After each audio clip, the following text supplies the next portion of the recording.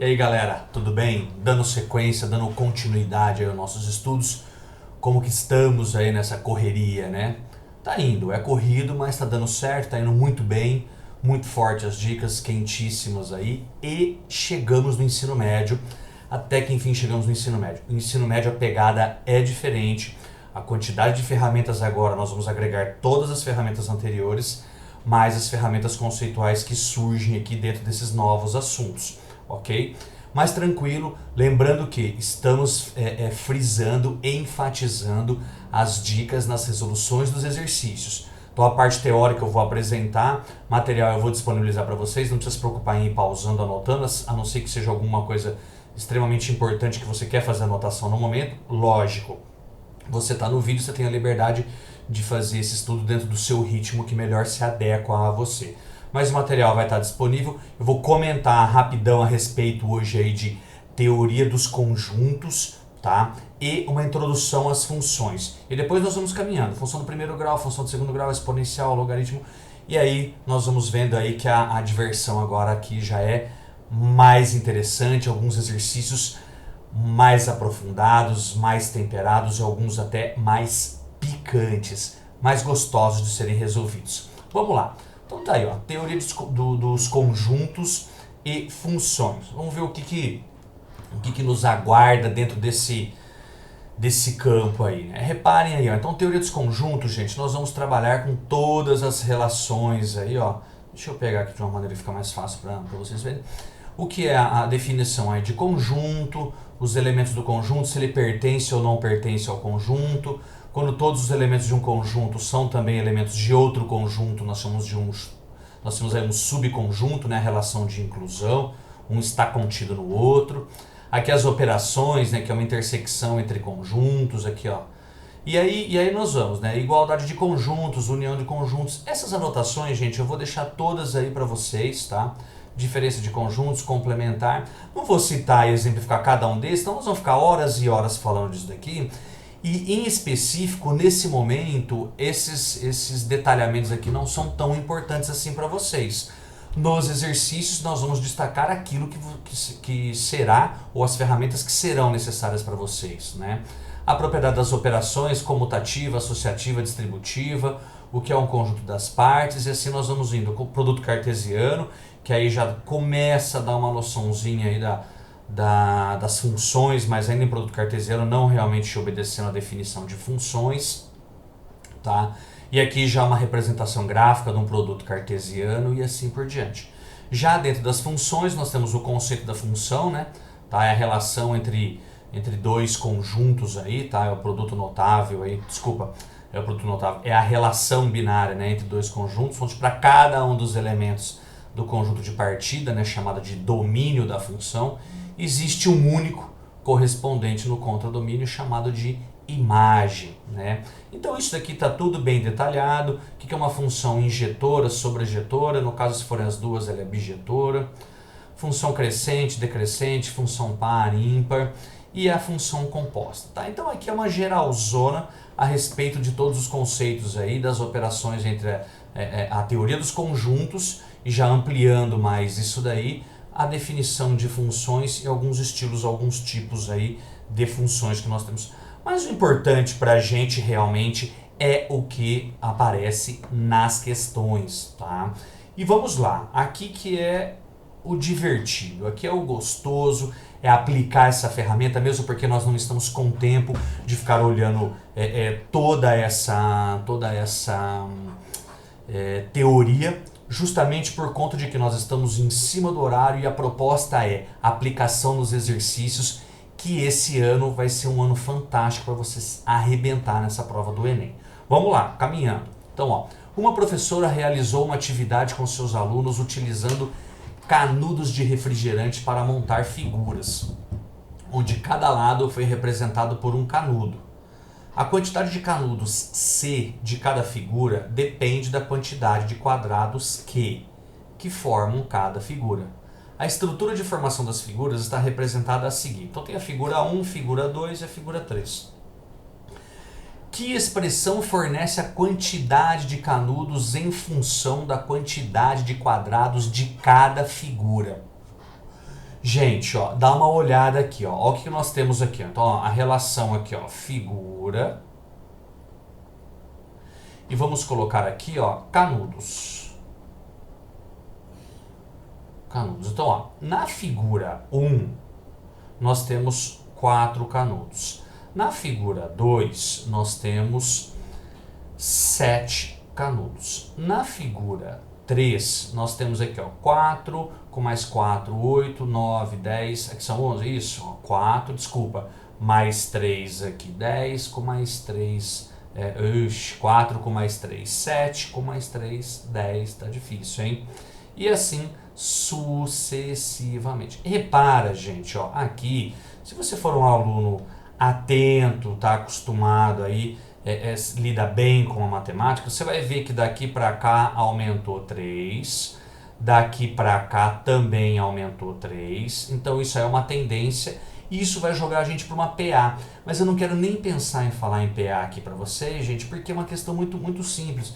Se você não enxerga o que está acontecendo, ó, o que está fazendo, né? Qual a expressão ou qual a relação matemática que está fazendo o 1 virar 4, depois faz com que o 2 vire 7 e depois faz com que o 3 vire 10. Se você não está enxergando isso daí, você pode usar as alternativas para não ter que ficar perdendo tempo. Então, ó, vamos pensar assim, ó, se for a alternativa A, quem sabe a alternativa A?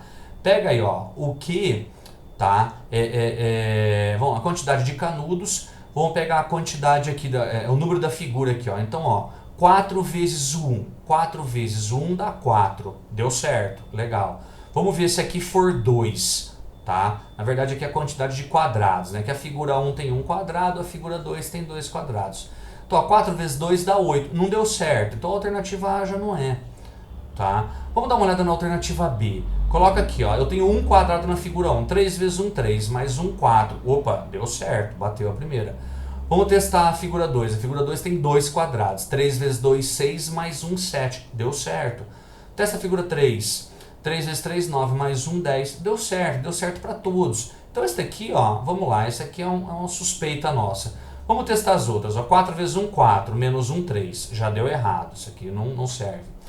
Vamos lá, vamos testar D. Vamos lá, 1 quadrado, 1 mais 3, 4. Deu certo. Vamos testar 2. 2 quadrados, 2 mais 3, 5. E aqui dá 7. Tá errado. E aqui, 4 vezes 1, 4, menos 2, 2. Já deu errado para a primeira figura. Então, gente, a alternativa da figura é essa daqui, ó. Então é um macetezinho que a gente não precisa aplicar propriedade. Isso é uma função. A quantidade de canudos está em função da quantidade de quadrados. Então ela se encaixa bem aqui também. É que existe também a característica de uma progressão aritmética. Quando chegar lá em PA e em PG, nós vamos resolver exercícios parecidos com esse daqui, para que você fique atento a outras propriedades envolvendo PA e PG. Nesse caso aqui, era tranquilo resolver dessa maneira. E é uma dica, ensinar vocês também que uma das ferramentas desse tipo de avaliação é você justamente usar também as alternativas a seu favor, tá? É uma luta, você está dentro de uma luta, você está dentro de um embate e a gente vai apresentar para vocês todas as ferramentas para que você chegue lá e consiga se virar e muito bem. Vamos lá, avante. Uma indústria fabrica um único tipo de produto e sempre vende tudo o que produz. O custo total para fabricar uma quantidade Q de produtos é dado por uma função, simbolizada por CT. Enquanto o faturamento, então o CT está relacionando a custo total. Enquanto o faturamento que a empresa obtém com a venda da quantidade Q também é uma função simbolizada por FT, que provavelmente é faturamento total. O lucro total LT obtido pela venda da quantidade Q de produtos é dada pela expressão. Então, o lucro é igual a faturamento menos o custo. Gente, isso daqui, guardem isso daqui. Aqui ele está apresentando para vocês, mas é você guarda isso daqui, né? Então, ó, lucro é igual a receita menos custo. Guarda essa relação que ela é extremamente importante para a gente. Inclusive, nós já usamos em probleminha do primeiro grau, lá no ensino fundamental, nos assuntos do ensino fundamental, tá? Considerando-se as funções faturamento total de Q igual a 5Q e o custo total de Q, 2Q mais 12, como faturamento e custo, qual a quantidade mínima de produtos que a indústria terá de fabricar para não ter prejuízo? Então, ó, Vamos ver aqui, ó. Então, ó, lucro total em função de quê?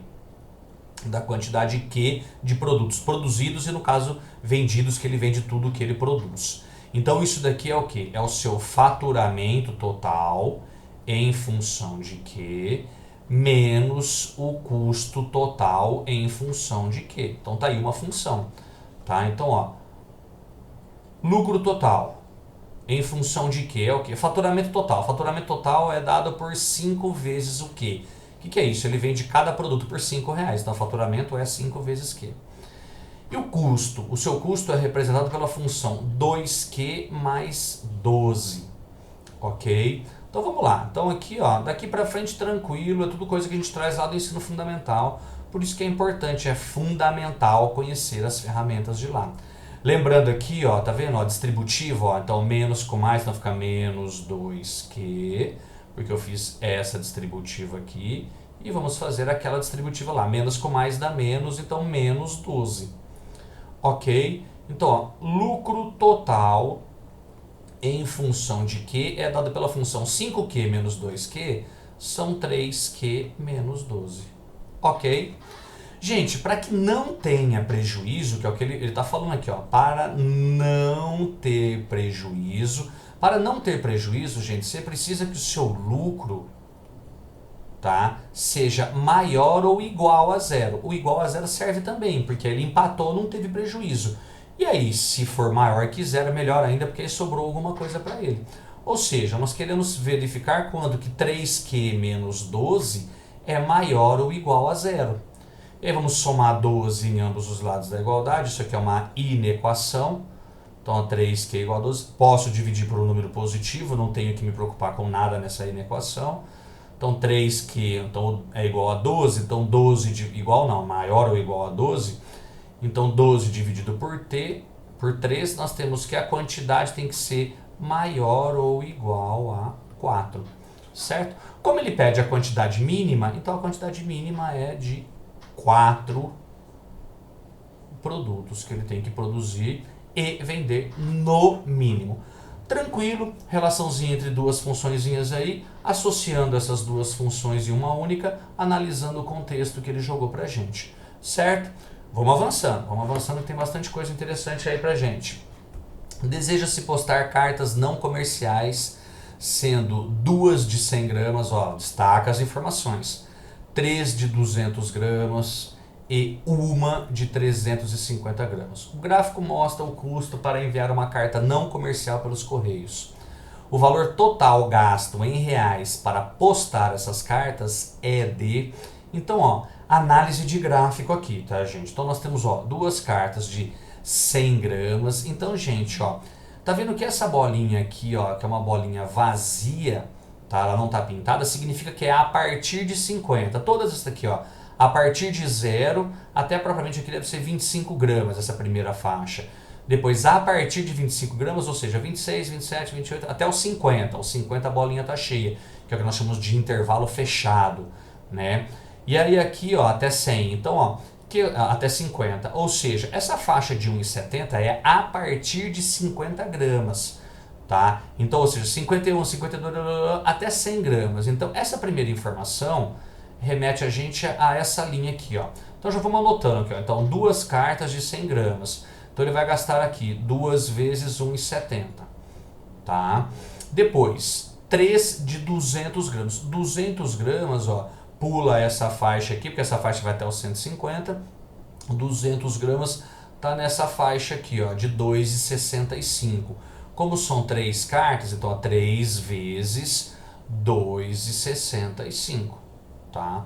E depois, uma única carta de 350 gramas. 350 gramas, você vem aqui, tá nesse intervalo aqui, certo? Então, apenas uma carta de 350 gramas que ele vai pagar R$4 nela. Então, ó, 2 vezes 1,70 dá 3,40. 3 vezes 2,65, ó, 3 vezes 5, 15, vai 1. 3 vezes 6, 18, com mais 1, 19, vai 1.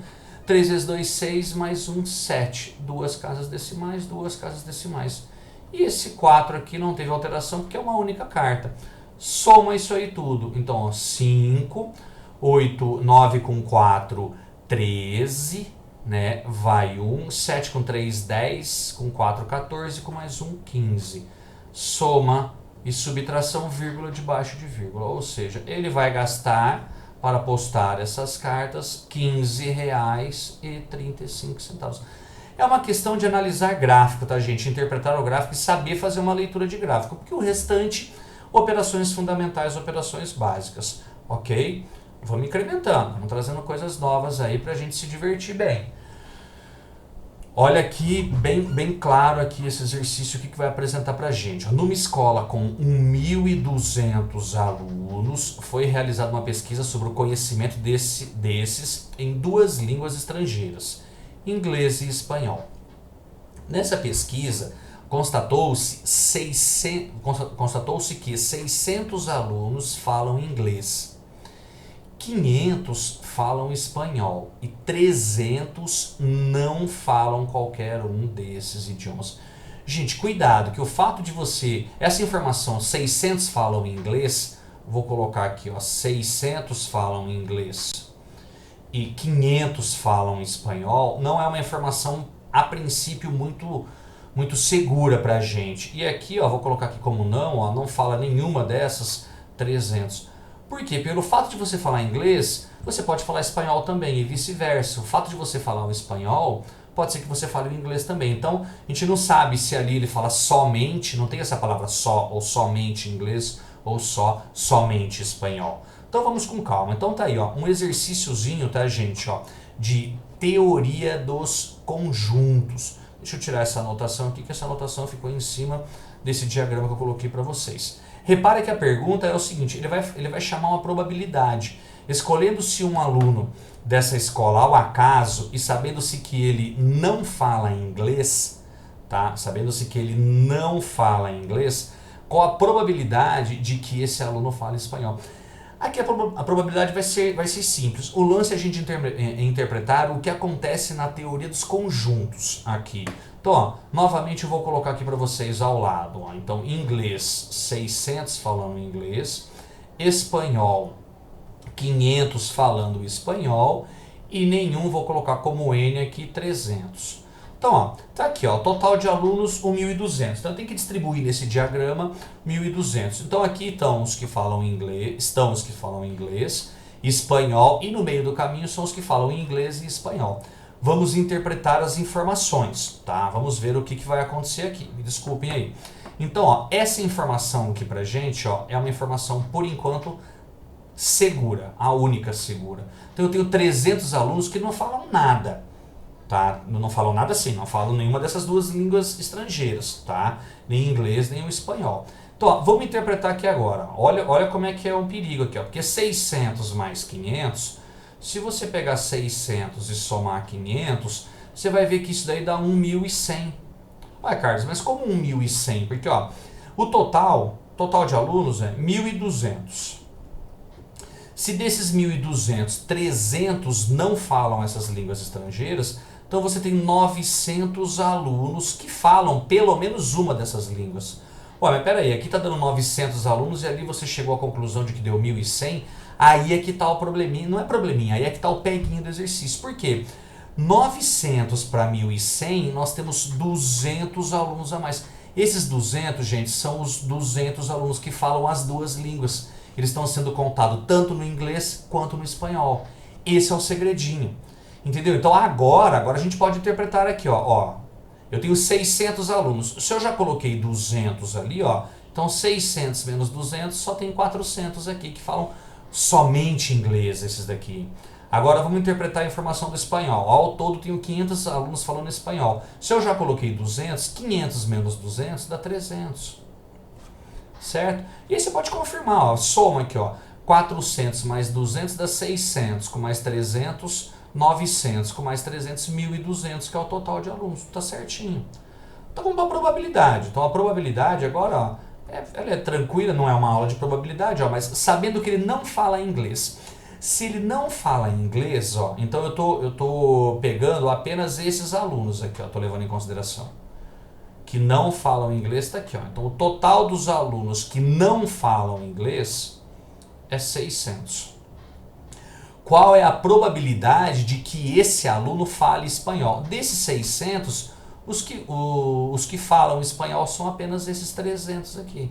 Então a probabilidade é de 300 em 600. Pode simplificar por 100, dá 3 sextos, dá para simplificar por 3, dá meio. Ou seja, a probabilidade, essa probabilidade poderia vir em porcentagem também, é de 50%, ou seja, a alternativa A. Então já é um exercíciozinho simples, porém com já um contexto maior, uma pegada já diferente, já entrando bem aí, usando bem conceitos aí do ensino médio de teoria dos conjuntos. A probabilidade depois ficou simples. O lance era você quebrar esse segredinho daqueles que falam duas línguas, no caso ali o inglês e o espanhol, e depois interpretar isso daí, ok? Vamos lá, avançando. No Brasil há várias operadoras e planos de telefonia celular. Uma pessoa recebeu 5 propostas, A, B, C, D e E, de planos telefônicos. O valor mensal de cada plano está em função do tempo mensal das chamadas conforme o gráfico. Então tem o gráfico aqui apresentado para vocês. Essa pessoa pretende gastar exatamente R$30 por mês com o telefone.